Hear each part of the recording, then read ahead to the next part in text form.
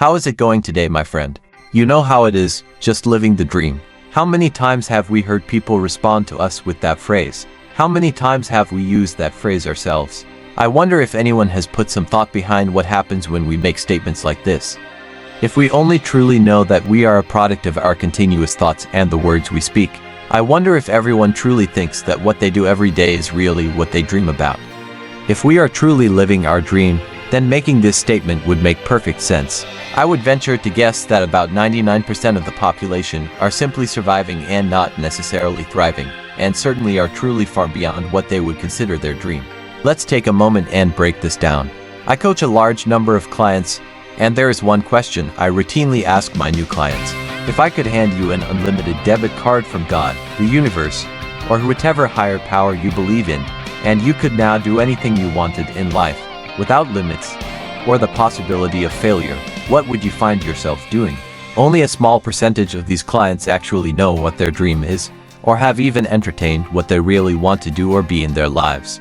Many of these clients only think of all the others in their idea of a dream and still fail to know what they want for themselves. Even those that have a grasp on what they want as their dream, still do not find themselves chasing this dream with any kind of passion. Even if we know what we want out of life, and we are not doing anything about that dream, it is simply just a glorious wish. I can't imagine telling someone, as a standard answer, that we are living the dream, when in fact very few of us are truly living our golden dream. Do you know the strangest thing I have discovered? Most of us never achieve our dreams because we simply have no dreams. It is very difficult to know if we are hitting the success target if we have no target to even aim at. Most of us have no idea where we are headed and then find ourselves somewhere that we don't want to be. We all have enough sense to know that if we get in our car to go somewhere, we have to know where we want to end up. If we were just to get in our cars and start driving, we would likely never reach any destination that we care to be at. Why then do we drive our lives without any destination or direction? There are clearly a lot of reasons, but primarily we all have gotten ourselves into survival mode and end up settling with a job or a career simply to make enough money to pay the bills. Those of us who go somewhere to work 8 hours a day or more with people that we would not ever choose to spend time with will find ourselves unfulfilled, burned out, and starving for something more in our lives. Finding oneself in a dilemma such as this can truly be due to true hardship, and working somewhere to survive may be necessary for a while. However, many of us have fallen into this trap simply because we have overspent our budgets and dove headfirst into debt simply because of all the things we think we need to have. No matter where we find ourselves in this crazy hamster wheel scenario, it is never too late to design and chase your dream.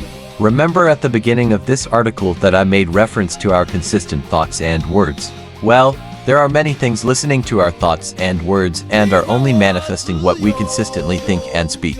First of all, and most prominent, is that our subconscious mind is listening all the time and never turns off. Our conscious mind, or thinking mind, is active only while we are awake, and is primarily under our control. However, it is not the part of the mind that directs us and runs our normal programs. The subconscious mind is what runs 95% or more of our daily lives through automatic programs.